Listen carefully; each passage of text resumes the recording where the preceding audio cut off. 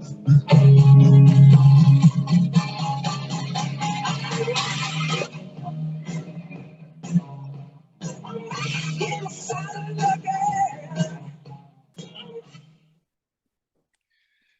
in the saddle, back with Paradise Valley Podcast. What's going on? Your host here, Caleb Hall, joined as always by my co-host. What's going on, Pat? I'm back. Reminds me of the Cobra's hype up video from last year. But doing good.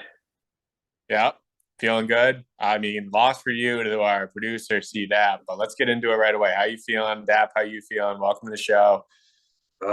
Feeling good. Got the dub over the Cobras. Sweated it out a little bit, but once again, the Spartans just ruined the Cobras' week. Yeah, I mean, it's just a tough L. 130. AJ Brown having an all-time week. Tua finally get a QB who's producing for me, and we just can't pull it out. I mean, Derrick Henry. I mean, everyone on his team scored a touchdown except the only bad start, Wan'Dale Robinson, just dap homer. But everyone else found the end zone. It hurt. A lot of them for multiple scores. Yeah, it's been a down week or a down year for scoring, but this week was definitely some high numbers. I mean, we had 162 Kurtz with the high score, 142 for Dappy. You lost with 130. I got up to 120. Sheen was at 127. Definitely a high scoring week. So interesting to see if that keeps rolling or if we kind of get back to the norm of the season of lower scoring year. Yeah, that 1 o'clock slate was intense. There was just touchdowns all over the place. Yeah, no, for sure. Felt like we were due for that too. Like you said, scoring has just been down, and finally had a exciting 1 o'clock block with Scott going wild. Yeah, Scott was on it this week. I got to watch all the way through all 7 hours, which is just the second time this year. I've usually had to go run an errand or go grocery shopping or something, but it was good. It was a good week to be able to lock in and watch everything. So back at it. Good to be back on the pod. Let's run through week 8. I mean, it's hard to believe we're getting into the thick of it. It's make or break. So we'll recap week 8, look at some of the matchups, and then look ahead to week 9. I mean, it's starting to get to the point of the season where, teams got to start putting up some wins. Kirchy's getting close to kind of locking himself into a playoff spot with a couple more solid weeks. A couple guys chasing sadness. Are they waving the white flag already? There's a lot of storylines. So let's get into it.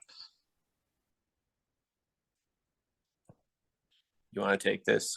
Yeah, let's do it. I mean, not much to say. This has got to be it's tough with how many different changes we've made over the years, but this has got to be an all-time type week. 162. That's a high number.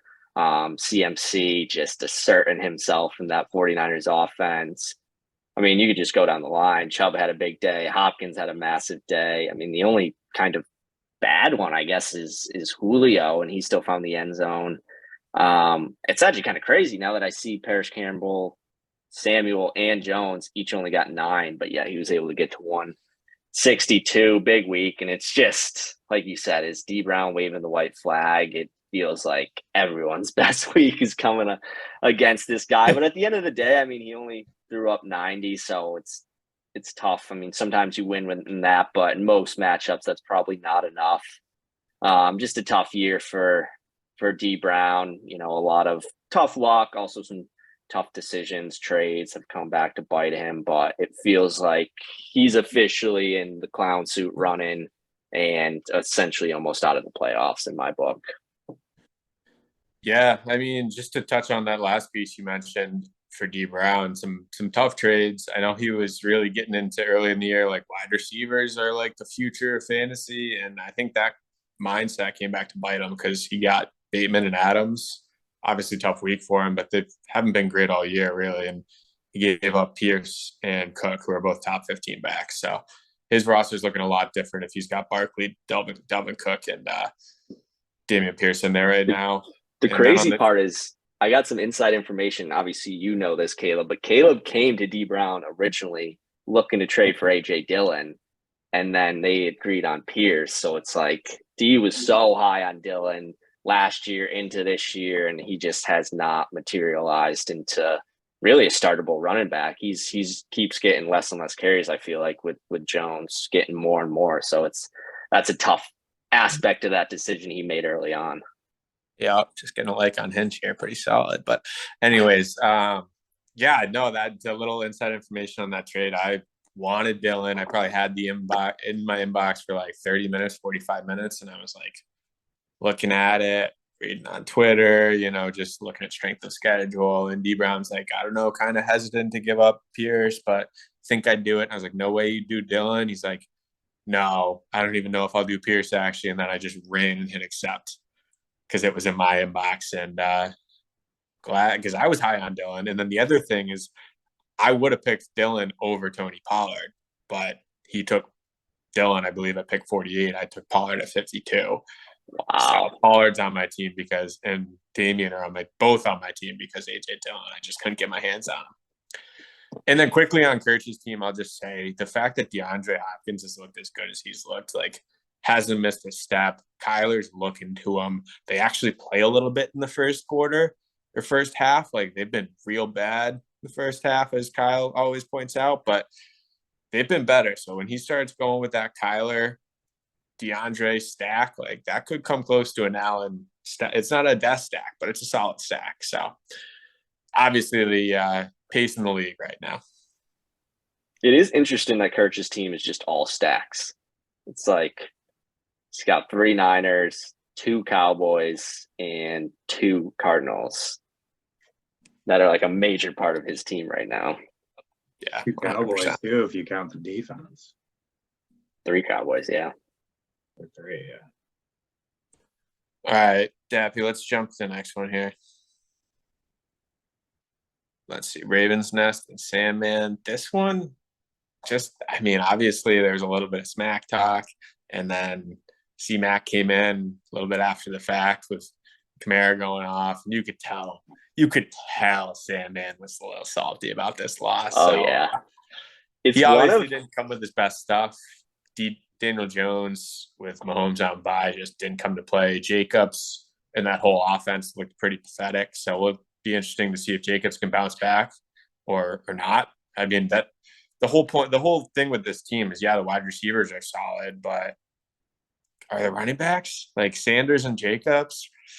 I don't know. I'm just not sure if I'm buying it now with Pittman having a rookie QB, like Singletary. Hines just got traded there. So is it going to be more of a 50-50 split versus a Singletary getting like 75% of the looks? Like, it's just, you're starting to question the Sandman team a little bit. And you pointed it out earlier in the group chat, like loser of this Courage Sandman matchup could be sliding. And I don't think you're crazy. I agree, obviously. Real quick, I'll let you jump in, but real quick on C-Mac, I mean, he's kind of coming back from the dead. 2 straight wins, right? He lost to Lane last week, right?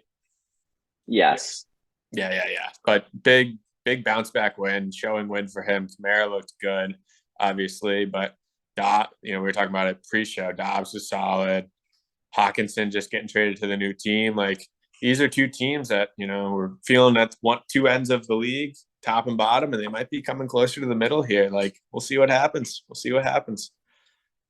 Yeah, I think it's a sneaky one of underrated best rivalries in the Valley. Like, they just don't like each other. I feel like they're always going back and forth, and I don't have the complete numbers to back it up, but I think C-Mac just owns this rivalry. Like, whenever they get together, it's just like a beat down. There was obviously the Tyreek Hill trade for Antonio Brown a couple years ago. It's just these 2 managers just don't get along, and C-Mac, like you said, kind of from the dead, who's looking bad, lost to Lane, who many feel like is the worst team in the league. And but he came to play. Kamara finally showed up.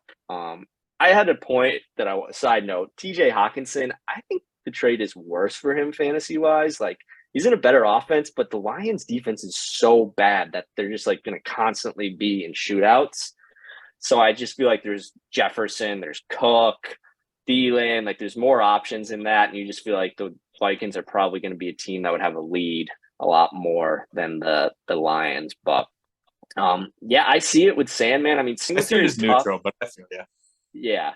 Singletary's tough because it's like he looked really good on that first drive. And then if you're not Allen or Diggs, like the Bills offense just can go away from you for like the rest of the game. I see it with Davis all the time. It's tough. And they also score so quick where it's like, here's a 50-yard play. It's, no fantasy points, not like a long methodical drive where he's getting catches, chewing off 4 yards or so. Like, so it's tough with Singletary, but it's still a good squad. He's still up there in points scored, but I don't know. You lose this week to Sheehan.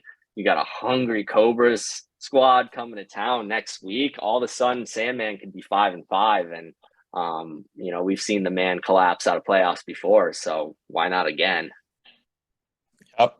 Yep. I mean, it's like we talked about. It's getting down to the wire. It's where you got to prove yourself here. And sure, Sandman was 5-2, now 5-3, heading towards 5-4. We'll see. Next matchup, Dap. What do we got here? This one off the block, it's like, okay, ACL tears finally broke up 104.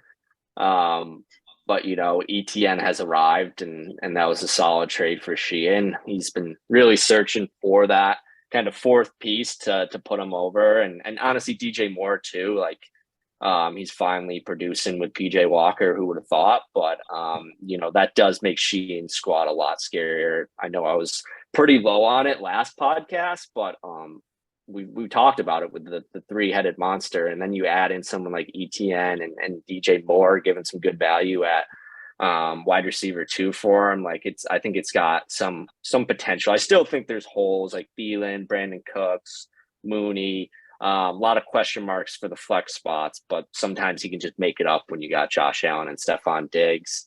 And yeah, I mean, ACLs looked like they had a chance, but it just feels like it's going to be a long season for them. Even DeAndre Swift had 2 touchdowns given straight to Jamal Williams, who's on Lane's bench, and the kind of dilemma of who to start. But again, 2 teams kind of headed in clearly different directions. Yeah, I mean, you just don't really see much room for hope on the left-hand side of the screen. And then I agree with what you said on Dr. CSC. And the other thing I'll point out is that Cordell Patterson's coming back as well. So that's going to be a nice come up for Shea. I mean, Khalil Herbert, that whole Chicago offense has looked better, but I like Herbert. Even as kind of the second fiddle, he's been decent, almost like a Tony Pollard light type player. So and Pacheco's could be seeing more and more role. Allen Robinson's looked better. So I think you touched on the starting lineup for Sheehan, but I also think the bench has improved or looks better than they did last time we talked about it on the pod. So Sheehan's formidable, that's for sure. I will give him that.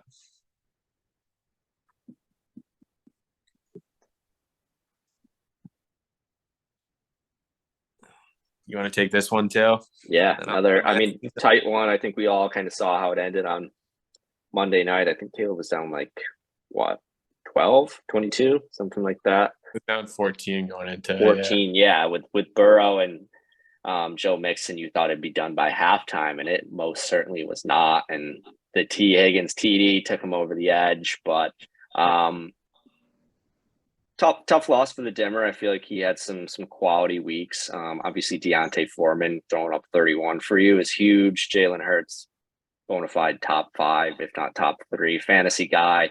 It's JT that's really killing him. I mean, first overall pick in the draft. He's been hurt a lot. When he's played, he hasn't produced. Only put up 5.6 is just pretty deadly for him. And I mean, when you look at the Sunday squad, it's tough not to put it as a top roster out there. I mean, Tony P is obviously not going to always get the bell cow type workload like he did this week. But I mean, between CD and Cooper as your top 2 wideouts, Mixon, Pierce, Pollard, Ramondre, Mostert, it's a deep roster. I think it will go as far as Joe Burrow will take them. I mean, he's like the QB 2 or 3 right now.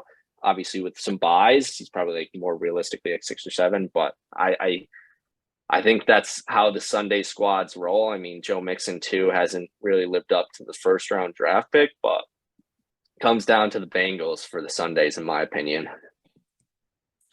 Yeah, no, I agree. I mean, obviously it's been the running back depth has come through, like with guys like Pollard, Mostert, and Stevenson, late picks, kind of ambiguous backfields that worked out, and then trading for Pierce, CD, and Joe Mixon, my first 2 picks, like weren't looking great there to start. But hey, you know, if you can get a solid top 15 guy like Joe has been and CD has been at their positions, I'll take it. Really, the biggest disappointment is Kyle Pitts. Feels like every time I start him, he sucks. Every time I don't, he at least scores a touchdown or scores a touchdown and goes for 85 yards like he did this week.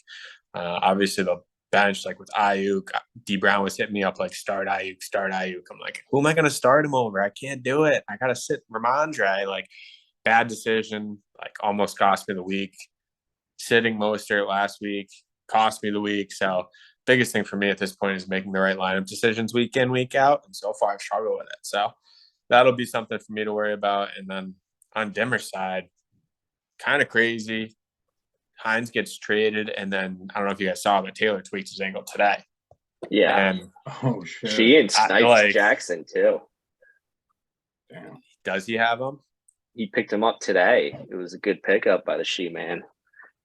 Gotcha. Oh, I thought you said Dimmer. Yeah, no, I mean, it's kind of nice for Dimmer. Like, maybe he's got Hines as a startable back in a different backfield, but maybe he's not going to have any Colts running back too if Taylor, can't figure this whole thing out. So obviously, Deontay was big for him this week, but besides that, like, no one really went off. Like, besides Jalen Hurts, obviously, but like Taylor, DK had a touchdown, but then kind of went quiet in the second half. Amon-Ra looked pretty good, but Mark Andrews, obviously, with the injury now, like, Dimmer's fading. We talked about it last time. The guys are wounded. He's slipping. I said it in the group. It's a sinking ship. Yeah, I like Dulcich as a. Yeah, he was 4-1. He's on a 3-game losing streak. Yeah. Charles, something I have to say about your team is obviously you've gotten some unfortunate luck with points against, but it feels like a very healthy roster. Just looking down, like most of these people you drafted, can't think of like any like longer than maybe like a game or two injury. And you've also had like the Jeff Wilson turn into start an RB couple weeks. So I guess the fantasy gods offset it in that sense for the points against. Yeah, no, I completely agree. Like, every week it's big name, you got the Fantasy Life notifications coming in, torn ACL, torn whatever, guys going out like Jamar Chase out of nowhere with a hip, like really? Shit like that, it's just like, and none of that has struck me yet, knock on wood. But obviously the points against has been tough to see, like a couple tough weeks, but you can't complain. You just got to roll with it. That's fantasy. So 4-4, keep on riding. Do we have one more matchup here to get to? I mean, we kind of talked about me and Ross's for a while, so I figured. I mean, I'd just say like Dap's team's deep. I like Dap's team, 3-star running backs, 2-star wideouts. I think it's 3 once Mike Will gets healthy. Yeah, I mean, he's going to be out for a little bit, so that's the sketchy part. Obviously, he was hoping Kareem Hunt got traded yesterday, but still can chew out, like between like 8 to 12 points. I feel like with what Chubb does, but yeah, it was tough. I mean, he had his felt like best week of the season. Dap definitely up there. Probably, yeah, I think so. I've been in the 130s a couple times, but I think this is my first week breaking 140. I mean, that Miami team is. Got to tip my cap to the king and say thank you. I mean, I literally said I was sitting on the couch with Sheehan next to me. I looked at him. I was like, I need Derrick Henry to match A.J. Brown, and he basically did. Yeah, Kenny's late TD hurt, especially because it was like the Giants were getting the ball and like Wandell wasn't even getting the ball at all. So then they fucking fumble it and he breaks like 3 tackles. And then a video came out of on that play, DK Metcalf just completely fooled the corner and like pretended he was running a fade. So not like DK couldn't probably manhandle that guy. Yeah, block anyway, for sure. It was a funny video. Need the fucking Tampa Bay to step it up and get Lenny back into form. Their offense looks like shit. Yeah, I don't even know what to think of that team. Like, do I give up? Do I feel like spiteful Brady is going to come back and just terrorize this league and take advantage of the horrible NFC South, win the division, and fuck shit up all the way to the Super Bowl? Or is he just going to, is this I team think they bad? probably sneak into the playoffs, but I don't know. He doesn't look like terrible. Like, it's not like Peyton Manning in his last year, but His wide receivers don't look good either. Like Mike Evans is dropping wide open passes, which he never does. Like Godwin's getting fed, but it's all like within 5 yards of the line of scrimmage. So It's all within 5 yards after 2 seconds. So he's literally like, make a break, guy's still right on him, offensive line's giving up Yep. a guy like a bunch of pressure. So Brady just gets rid of it. Godwin turns around quick. It's like, fuck, gotta snag it or get hit real hard at the same time. Like, it's just not good looking offense at all. And I feel like it comes down to the offensive line being shitty. I think it's a key point for my team when you look at it. Like Godwin, he's never like busted but he's just been like 8 through like 11, maybe 12 every single week. Hasn't scored a TD. Like, I just feel like once he goes, man, this team can take off and make a run. But if it fades like the Bucks might, then I think the Cobras fade as well. Yeah. And if that happens, obviously Fournette's affected. We'll see with, like, obviously Titans on a 5-0 run right now, so that's helped Henry a lot. Waddle and the Miami offense has looked good. Walker's burst onto the scene. So I feel like Dap's team's definitely on the up and up right now, but are these guys who are going to be able to prove it as like, is Henry going to be able to stay healthy? Is Waddle truly a top 5 to 8 fantasy wide receiver? Is Kenneth Walker like a legit top 10 guy? Like, Still, you gotta, a huge there's a mark with long way to Geno, go. too. There's a long way to go. Obviously, it's on the up and up, but like, is Geno Smith going to stick around? It's like, is Mike Williams going to be able to get back and stay healthy? Like, I think the last point I'll make is Ertz is underrated too. Like, I had no idea he was like a top 3 tight end. yeah, He's been just number 4. consistently like averaging like 9 points every game. If you look at his game log, it's like he had like 1 5-point game, but besides that, he hasn't gotten below 7.5, which I consider great for like a tight end that I picked in the 13th round. Yeah, tight end's been tough this year too, so that's huge. I mean, he's boomed. According to ESPN, he's busted 0% of the time and boomed 50% of the time. So yeah, it's love a good 50% bust. Yeah, I'd much rather bust than boom personally, but good for Zach Ertz. All right, I've got a little bit of a commissioner's hot take or observation, and it's regarding trades. I think honestly, my take on the conversation around trades in the Valley is a little bit weak. I think like we're a little bit of pussies in terms of trading. I think people are scared in this league, and I think that's because everyone's quick to jump on the worst trade in Valley history.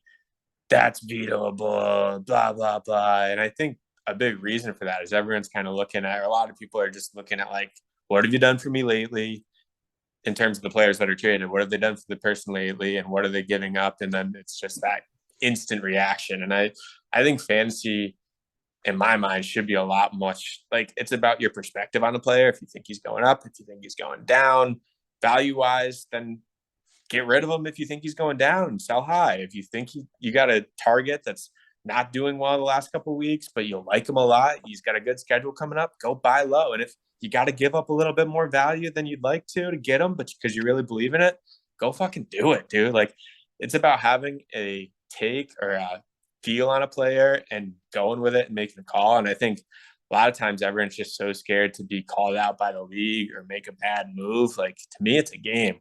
And if you've got a feel or a intuition on something, make a trade, make a pickup, drop someone, like do something. Like, why not? And I think we kind of, a lot of the times the talk around the league scares people and even into having trading conversations or making bold moves. And me personally, I'd love to see the Valley be a little bit more bolder and have people go out on a limb and not necessarily make stupid moves. I'm not trying to say everyone should go be making crazy ass trades. I'm just saying, like, people seem scared, seem like a pussy trading league, and I don't want that.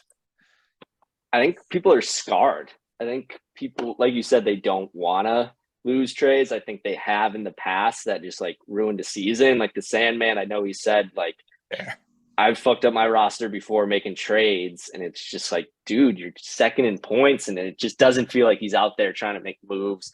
I think, we've talked about Sheehan. I think Sheehan really needs to absolutely win the trade to even consider it. Obviously with the Najee getting moved a couple times, definitely big name. And like you said, what have you done for me lately? He's bad. And I think the Garrett Wilson, I still would do that trade again for me.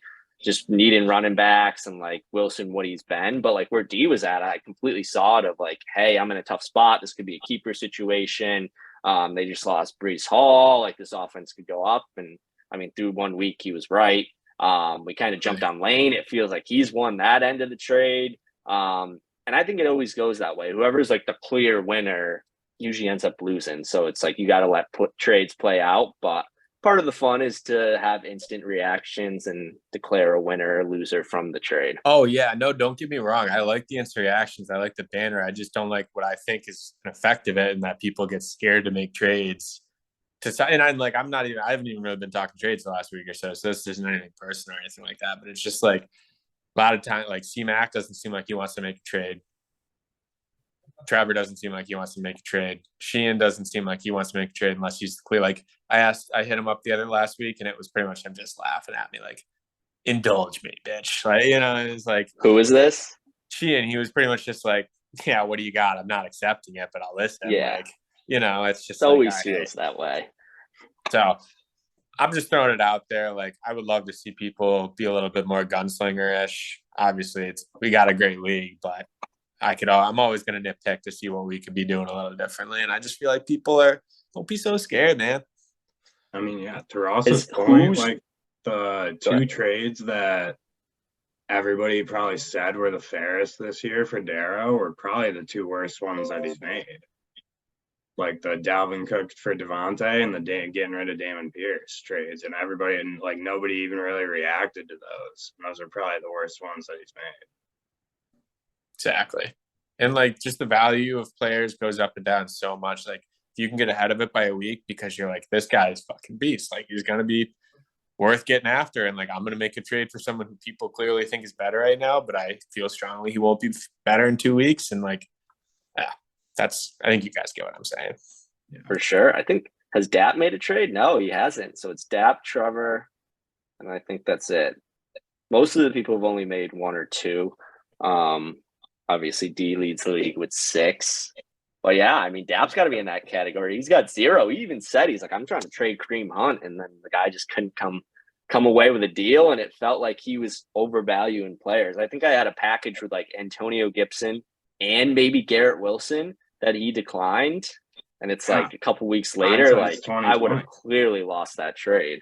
Yeah, no, I mean, in fairness, when I sent that text out, you and D Brown are the only ones that even really came to me about it, and D Brown's trade didn't end up happening because then that's when right as we were talking about it, he got the Keenan Allen and Najee trade.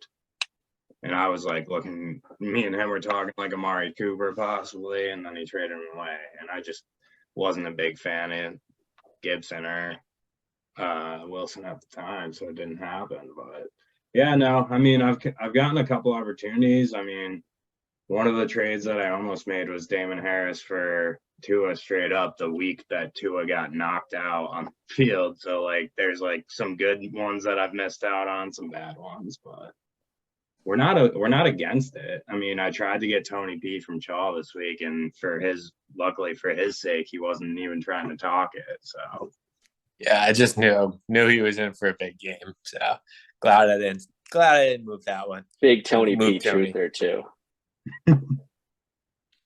He's a beast. I mean, some of those. I'm not saying he's not. He just the Cowboys' love for Zeke just makes it tough some weeks. Yeah. Most weeks. I mean, he'll still chew out 8 to 12 points, but yeah, that's what I was gonna say. He's got such a nice floor, even being a 50-50 guy or less than that. Anyways, let's move forward. Ross, you want to talk about what we're calling the matchup of the week? Yeah, I think there's a mixture of two. Honestly, it probably falls under just record wise, Sandman and Sheehan, but this one, it's got a heavyweight type feel. Just looking at the Valley in general, I'm one of the guys at the bottom, so I'm seeing a 5-3, 4-4, and a 5-3, 5-3 matchup, that's music to my ears. Two people in contention are taking a loss this week. Just looking at it, let's see some of the matchups. Derrick Henry, questionable. KC feels like he may come back down a little bit. Kenny Walker, Arizona. Gino, Questionable Arizona. is only because he's sitting out of practice because he got 30 carries last week. They wear on him, man. But I also think game flow is going to be tough for Tennessee. Yeah, they got to get up early. I mean, Tennessee has a good reputation, and Derrick Henry have a good reputation against KC. So, yep. But yeah, Waddle, it seems like a little bit of a tougher matchup, but I don't know. The Bears off defense just like traded away their two best players. T. Higgy still feels like the number one guy. Fournette, we've talked about him a little bit. Dever Duvernay getting the start. I don't know. Not locked in. Not confirmed. So like decent week, but it feels like a lot tougher matchups and situations for the Spartans than they had last week. Shuffle over to the Sundays. Carolina, like on paper, you think that's a good matchup? I mean, they've been a little bit feisty the past couple of weeks. I guess the Falcons did score a lot of points, but still feels like their defense has picked it up a tad. Pierce, Philly, another tough one. Cup probably will play. Probably will be a top 5 wideout. Not much to say there. Boyd, Charlie really going in on the Bengals. I said it. They're going to go as far as the Bengals. Look at Charlie's bench, dude. I get it. Oh, by Mageddon. Lamb, damn. Pollard. I feel that. All right. Mostert, I kind of like where he is, but it's like, I don't know. You would think he would have had a bigger game against the Lions than he did. And then there was another matchups in the past couple of weeks where it's like you thought he was going to go off and he hasn't. He is like 30, so they did just trade for Jeff Wilson. We'll see if he keeps a stranglehold on that RB1 position. And I'm a big Ramondre guy. Obviously, the Pats, I think he runs hard on first and second down, and he's so smooth catching the rock. I got to give the slight edge to the Sundays this week. It just feels like slight better matchups. I don't love some of the situations for the Spartans, but I do think it's going to be tight. I think it'll be in the teens, probably like a 124 to 116 type week, and the Bloodies even it out with the Spartans. But I'll be rooting for the Spartans. We don't want the commish to make playoffs again. Yeah, in my mind, these are two of the top 4 teams in the league. It's going to come down to that Seattle-Arizona game. My take is if Seattle-Arizona goes over, Dap wins. If it goes under, I win. That's pretty fair. Dap's got a lot in that matchup.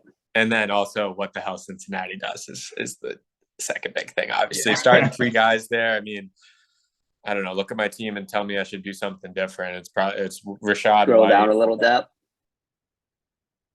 Yeah, I mean, for sure, it's got unless you pull someone from the waivers, but you'd rather do Boyd. So yeah, or a shot White gets lucky with a TD or something. Yeah, Cincinnati's on bye next week, so ride them this week and then let them go rest up. All right, we got Chasing Sadness, Dim Dogs. I mean, this is talked about a little bit in the group. Feels like 2 teams sliding. And who's going to stop the slide? One of them's got to. D Brown, it's probably more sliding to the clown suit versus Dim is sliding away from playoff picture. But one of them's got to stop the slide.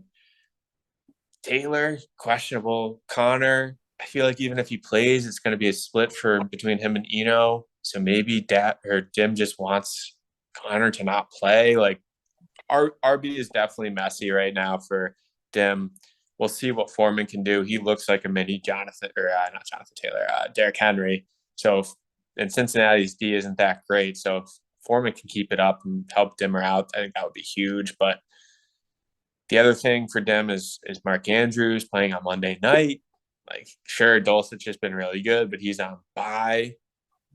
And pretty sure it didn't likely get picked up today. Yeah, D Brown snagged him. D Brown snagged him. The tight end stealer over there. Just loves I was trying to get him.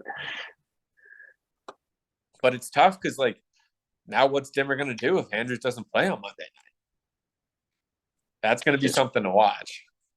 It's Monday Night Football too. Yeah, Wow. that's what I'm saying. He's not going to know potentially. I'm surprised he didn't put a claim in. He had a top claim and he didn't. Yeah, I mean, he snagged Jeff Wilson, who I wanted. I had a claim in on. Oh, and now we might not have Wilson. a head.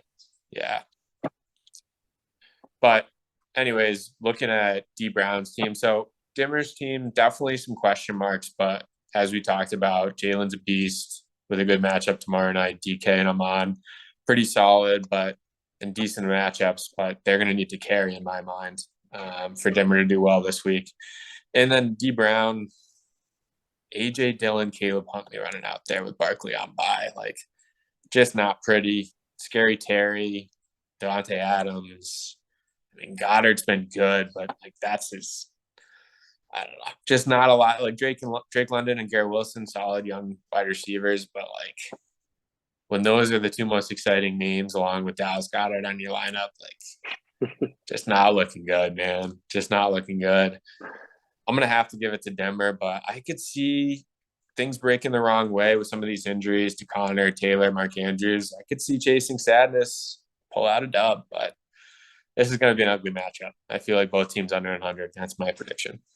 I like that. I think the projections are a lot more tighter.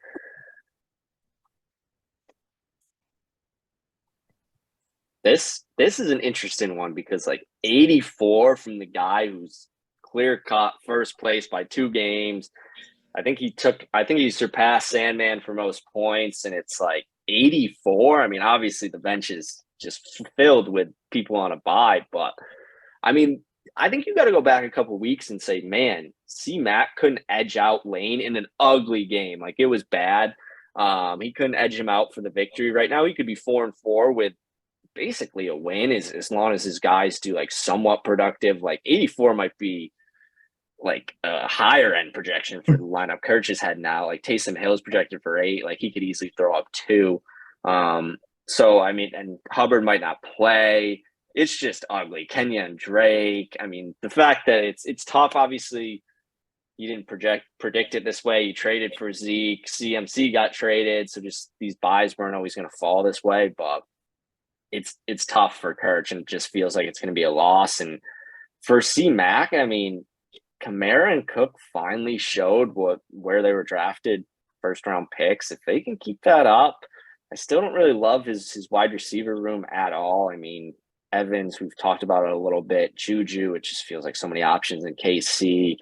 Dobbs, it's like he's every other day he's in Aaron Rodgers' doghouse. And then, I mean, we've all talked about his bench throughout the week. The fact he's got 3 defenses out there, 2 QBs, 1 who's suspended. Can I keep Deshaun Watson? It's like, sure, Colin, like, knock yourself out. Like, you can hold him on your roster for the next 4 or 5 weeks before he's a starter. And then at that, he's coming back after having played football for almost 2 full years. It's like he's not going to be someone you fill in. And he's got Lamar Jackson. So it's like he's literally just like, yeah, I'm going to chew up a bench spot with Deshaun Watson for the rest of the year to possibly keep him in the 6th round. But he also Ross, Lamar he's got in Jared the 6th Goff. round. He's set. Jared Goff too. Yeah, he drafted Lamar in the 6th, so it's like if you're going to keep a QB in the 6th round, is it going to be Lamar Jackson or Deshaun Watson playing 5 games in the last 2 years? Just a questionable move. The guy always makes questionable decisions, but it seems like he's going to get back to 4-4, right? That's his record. Or 4-5. Get to 4-5 and be in the thick of it, which is questionable to see. And you still don't feel like that's a squad that ends up making playoffs or really competing for it. But he's going to have the chance with the way that this matchup rolled out. And I think it's an easy win for the Nest. With Kirch's luck, though. You never this know. This guy sometimes just pulls a rabbit out of the hat. It's insane. I could see it happening again. Some tougher matchups like Kamara against Baltimore. He ain't doing what he did last week. I don't know. I could see another ugly matchup here. Yep. Yeah. Next one, we've got this one was talked about in the group chat. Silver Knights, Sandman, both 5-3. According to Ross, the loser could make a slide after this. we'll see. We talked about Sandman's team. I went out on a limb and said I didn't love them. Like their RBs, I'll continue to say it. Questionable running back room. Jefferson Hill obviously is a solid 1-2 combo, but besides that, like Pittman, Kirk, not looking like the consistent top wide receivers they looked like early in the year. I'm just struggling to see Sandman as a true title. I think he could win it all, but I said he was gonna lose in the championship to me last podcast. I don't believe that anymore. I don't think Does he make he's got it playoffs? in him. He's got to win this week. He's got to. If he doesn't win this week, I don't think he makes playoffs. Wow. I wouldn't go that far, but I mean, it's a hot take. It's a hot take, but I don't see a lot of potential on the bench. I don't see it with Sandman's team. I'm out here shitting on him on the pod. I'm gonna be very clear about that, but I don't love it. I think Sheehan found himself something in ETN. Josh Allen, Diggs in a solid matchup. Like, let's see if Sauce Gardner can shut up Stephon. Maybe it happens, but I still think they're going to be very solid. DJ Moore's been picking it up. Kelsey, obviously a stud. The flex position has been questionable for Sheehan all week. I think I saw Cordero could be back this week against in a pretty good matchup against the Chargers, so that would be huge to be able to slot him in for a guy like Rondell Moore or Thielen. Even a guy like Darrell Henderson, like he could slide into the flex spot. Like I like Sheehan's bench. Talked about it earlier. I think it complements the rest of his team well. I think he gets the win this week, and I think he sends Sandman back. I think he sends Sandman on his way to a disappointing rest of the season. I'll leave it at that. But that's my hot take. I got Sheehan in an upset here. I like it. It's crazy to look at Sheehan's roster and see Josh Allen and Stephon Diggs and Travis Kelce all be the number one at their position, with all of them already having their bye too. I think that just shows that how dominant the three of them have been, and why it's kind of carried Sheehan to a 5-3 record. And like we said, he's now got some of the pieces filling in alongside those guys, and that could be scary. With Sandman, I do like that take. I mean, I think he was, in his mind, he's won the league. He's been highest scorer like 3 or 4 weeks already. He's got the most points. He's out there putting it up, but it's just like, I don't know. We've questioned the running backs on draft night. We're going to question them here. I mean, Jefferson Hill is still dynamic, and Mahomes, and he's still got a good roster. It's going to compete, but I don't know. I just feel like I agree with that take, and I'd love to see a limping Sandman come to town last week. Had to watch a week 1 victory against me with him, and we want revenge. I just, don't get me wrong. I don't think he's going to lose every matchup the rest of the way. I just think there's 5 or 6 solid teams in this league, maybe 7 or 8, really. And someone's going to get left out of the party at the end of the year. And I just have a funny feeling it's going to be a 9-6 Sandman or an 8-7 Sandman. Wow. I like it. Yeah, we'll see if he watches and comes back at me with that. I know I was on him on draft night. I'm on him now. I don't think your team's good, bro. Ooh, just said you thought it was good. No, I'm just trying to make sure we get some listeners, honestly, but get people to see if they're actually into it late in the pod. Stir the pot a little bit,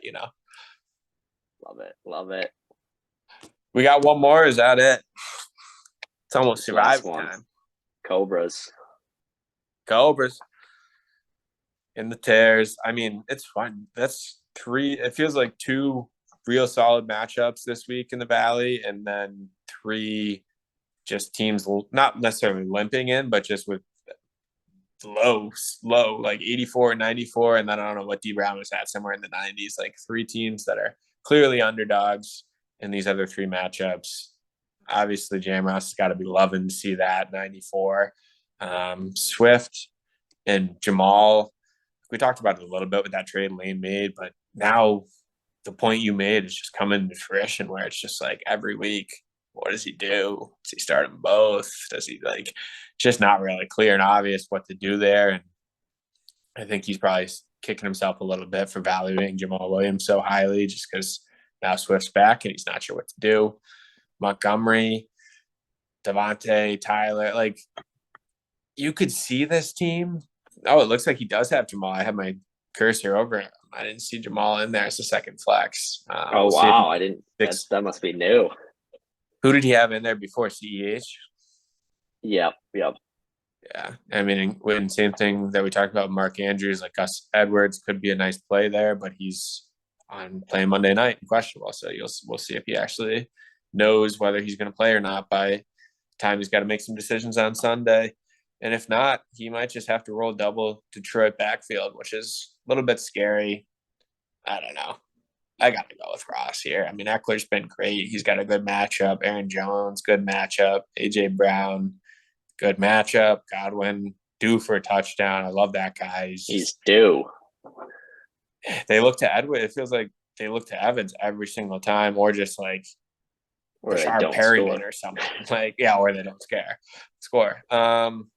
And then Davis and Olave, both been a little bit quieter, especially Gabe Davis in recent weeks, and I feel like he's due as well. So, especially if Sauce is on Diggs, then Gabe Davis could have a week over there. So, projections obviously have this one as a little bit of a lopsided matchup, and I have to agree. I mean, I talked about it earlier. Their last matchup, I said there's like 6 or 7 good teams in the league, and like I think Pat's definitely included in that. It's just, kind of whether he can get some wins here and start piling them up. And I think this is a good place to start against Lane. For sure. I mean, this is just like a make or break week in the season. I think I go one of two ways. Lane, odds on favorite for the clown suit at this moment. Just guy, not projections, kind of limping in a little bit, a couple buys out there. If I can't get a W and get myself to 4-5 and then head into week 10, then it's like I deserve to be competing with Lane and D Brown for that clown suit. But if not, I mean, this is just something you got to chalk up as a W and move on. And with Sheehan or Sandman, then Sheehan coming up on the schedule, it's a must win. I mean, you got to win it. Projections it's nice to see yourself up like 23 off projections, but we all know projections don't mean anything, and it's any given Sunday and anything can happen. So we got to go out there and we got to do it. And if I go back to the podcast, I said, hey, get myself to 4-5 heading to week 10 after that heartbreak to Kirch. And we have the opportunity to do that with Grog on the schedule. If you lose this week, is your season over? It feels like it. It would essentially 6 losses, 8-7 may get in, but 9-7 feels like what you want to target in a position like mine. So, losing to someone like that with Sandman, Sheehan, Chaw, Kirch all still left on the schedule, it's like it's tough to expect yourself to win out there. 100%. Big week in the Valley. I mean, we say it almost every week, but like week 3, week 4, everyone's just trying to feel it out. Like this is truly a make or break week for some teams. This is truly a kind of for Kirch, for some of these other teams, like really establish themselves as front runners for the playoffs and for the title, or fall back into the middle of the pack and just start having a dog claw your way out of it. So it's going to be a big week, getting into the thick of it. Anything you want to add, Dap, before we sign out? I mean, the only thing I was just looking at is this week, Chaw, you're trying to be the only person in the East to beat me. I'm 1-3 in the West and 4-0 in the East. Wow. It was a week that bitch is. That is, I mean, I got to represent the East. Can't let that happen. East has been weaker, but it'll even out. I bet it'll be 2-2. Yeah, for sure. You got a couple more coming, so. All right. I think that's all we've got. Good to be back. I'll be on the road the next couple of weeks, so probably won't be able to pod, but good to be back. We'll try to get back at it in a couple of weeks, and peace out. Peace. See you, Valley.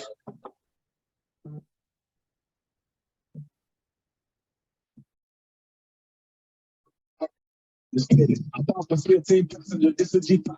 Not a challenger. Keep some members with me in the French and coach seats, face cannibals. They like to game, like a whole bottle, wake up and repeat. If you took a look, mixed it with the